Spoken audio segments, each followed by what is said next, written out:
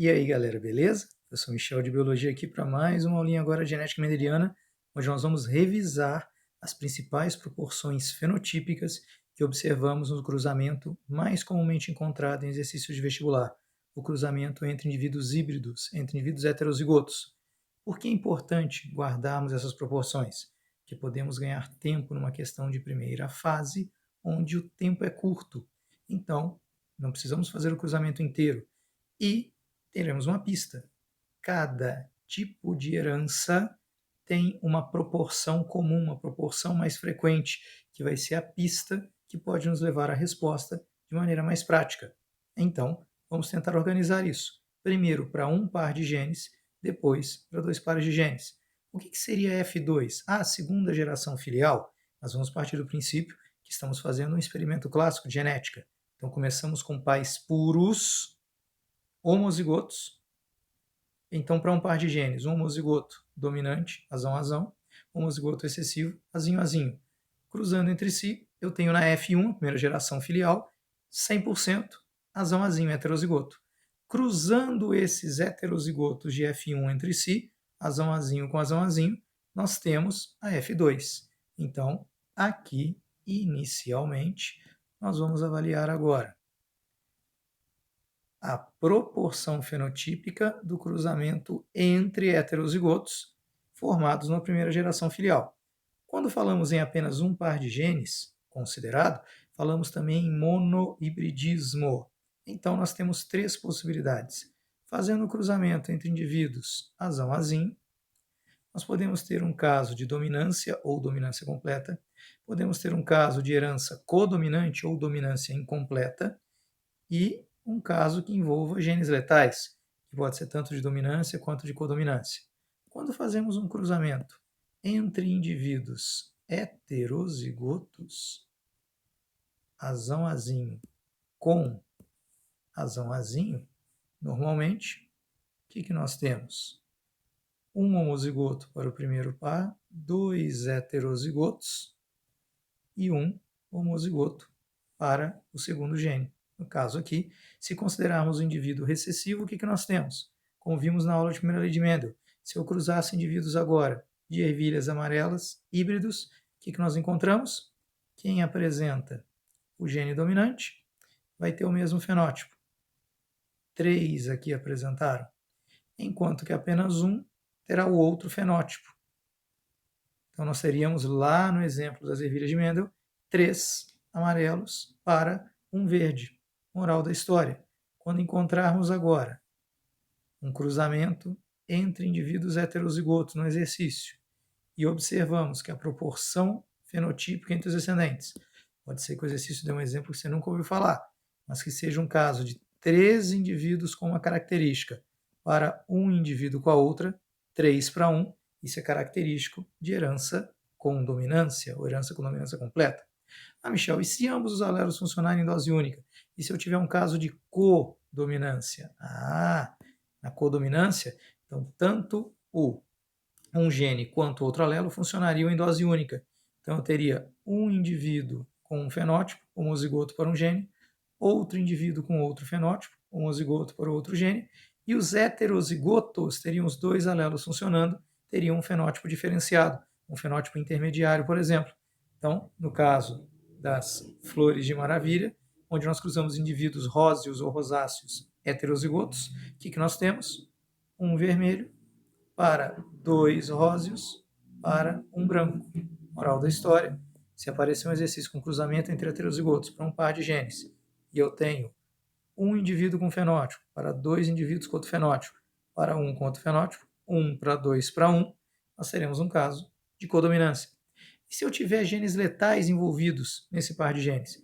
Um gene letal é aquele que inviabiliza o desenvolvimento do indivíduo até a fase adulta, quando ele se encontra em dose dupla, em homozigose.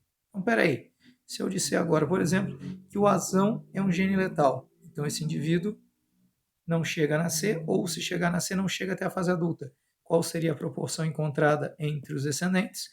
Um dos homozigotos aparece, eu teria 2 indivíduos com o fenótipo dos heterozigotos e um indivíduo com o fenótipo do outro alelo. Poderiam ser 2 heterozigotos manifestam gene dominante e um homozigoto recessivo, ou 2 heterozigotos que manifestam um fenótipo intermediário na codominância e um homozigoto que manifesta outro fenótipo.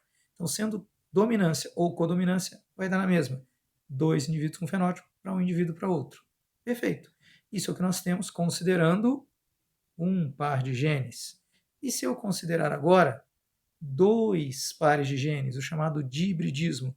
Então, se eu fizer agora, de novo, um experimento com indivíduos puros, azão, azão, bezão, bezão, com azinho, azinho, bezinho, bezinho, gera uma F1 100% heterozigota, dihíbrida, azão, azinho, bezão, bezinho. Cruzando esses indivíduos entre si, que é o que temos aqui, qual será a proporção observada na prole, na descendência? Cada proporção indica o tipo de herança que encontraremos. Se consideramos a segunda lei de Mendel válida na segregação independente de cada par, nós teremos 4 tipos de gametas para um indivíduo, 4 tipos de gametas para outro, 16 possíveis descendentes. Dentre esses 16, o que nós observamos? Então, se fizéssemos um resumo desse quadro de Punnett, pais dihíbridos duplo heterozigotos vão gerar uma prole genotipicamente com uma certa frequência e a manifestação fenotípica vai depender do tipo de herança. O que nós encontraríamos aqui? Ora, nós teríamos com 2 genes dominantes, um em cada par, pelo menos 9 indivíduos em 16. Então, eu poderia dizer que nós temos 9 com azão e com bezão.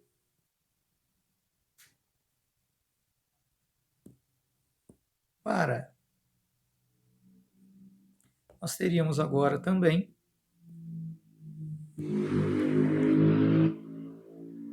indivíduo com azão no primeiro par, bezinho, bezinho no segundo. 3 indivíduos entre os 16 com essa composição genotípica. 3 com azão, bezinho, bezinho. Teríamos apenas 3 indivíduos agora com azinho, azinho e bezão em 16.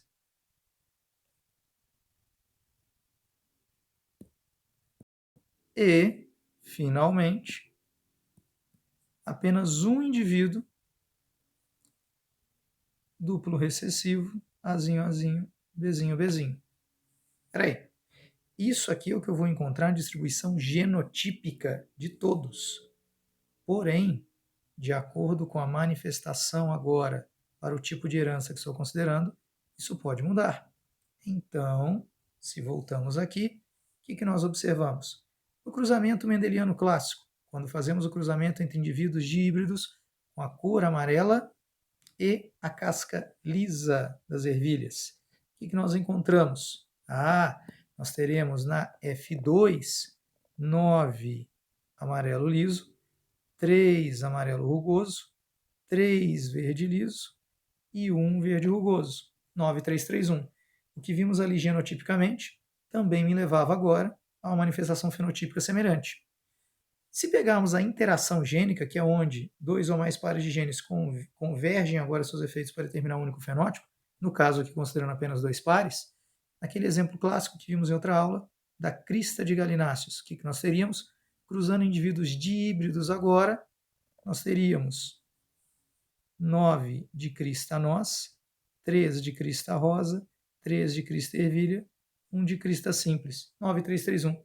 Ué, Michel, mas ficou igual? Peraí, então não tem diferença? Tem. Se lembrarmos do exemplo clássico, o que nós temos? 9 nas leis mendelianas clássicas, 9 de cor amarela e casca lisa, 3 de cor amarela e casca rugosa. 2 fenótipos. Por quê? Porque cada par determina um fenótipo. Na interação gênica, não. Como eu disse, eles convergem, eles combinam. Então, os 2 pares determinam um fenótipo só. 9 de crista noz, 3 de crista rosa. Então vou deixar destacado aqui. Se eu tiver 9, 3, 3, 1 trabalhando com 2 fenótipos, por exemplo, a cor da ervilha e a textura dela, então isso é um caso de segunda lei de Mendel, de lei de Mendel. Agora, se observamos 9331 para um fenótipo apenas, no caso aqui nesse exemplo que eu mencionei, para a crista de galináceos, então isso já é um caso de interação gênica. Então, através da proporção, podemos descobrir o tipo de herança. Herança complementar é aquela onde tem que ter um dominante em cada par. Nesse caso, eu teria que ter um Azão e um Bzão, para cá, em cada par, para ter uma característica. A falta do Azão no primeiro par ou a falta do Bzão, a falta de ambos, inviabiliza o fenótipo. Então, no caso que nós vimos agora, da coloração das flores em ervilhas de cheiro. O que nós temos? Apenas 9 indivíduos com o pigmento púrpura sendo produzido, porque eu dependo dos dois dominantes. E o restante? Se faltar um dominante, o Bzão, faltar outro dominante, o Azão, faltar ambos, dá na mesma. Então o que nós teríamos? 9 púrpura para 3 mais 3, 6 mais 1, 7. Então, na herança complementar, a proporção comumente encontrada é de 9 com os dois dominantes para 7 que faltam dos dominantes. 9 para 7. Epistasia é caso onde um gene inibe outro em outro par. Nós podemos ter epistasia dominante ou epistasia recessiva. No exemplo de epistasia dominante, nós encontramos normalmente 3 indivíduos com um fenótipo para 3 do outro. Ou, quando o duplo recessivo tem um fenótipo diferente, nós podemos encontrar 12 para 3 para 1. Epistasia recessiva, o gene inibidor tem que estar em dose dupla para atrapalhar o gene do outro par. Nós temos o caso clássico da pelagem de roedores, onde nós temos o cruzamento de heterozigotos, 9 para 3 para 4. E para herança quantitativa, onde nós temos aquele caso de cada gene dominante tem um efeito aditivo na manifestação do fenótipo, que é o caso da pigmentação da pele humana, nós temos 1 para 4 para 6 para 4 para 1. Então vocês estão vendo que cada proporção que nós apresentamos aqui é típica de um tipo de herança. Isso aparece em primeira fase, e aí você pode fazer todo o cruzamento, você vai gastar muito tempo.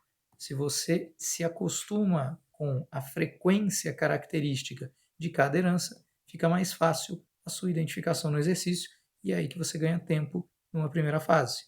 Eu recomendo para aqueles que esqueceram qualquer uma dessas heranças, que revise nas aulas anteriores do canal, onde cada um desses tipos de herança foi discutido, foi exemplificado. É sempre bom reforçar para garantir que foi adequadamente aprendido. Tudo bem? Obrigado pela atenção, galera. Aquele abraço para todos. Até mais.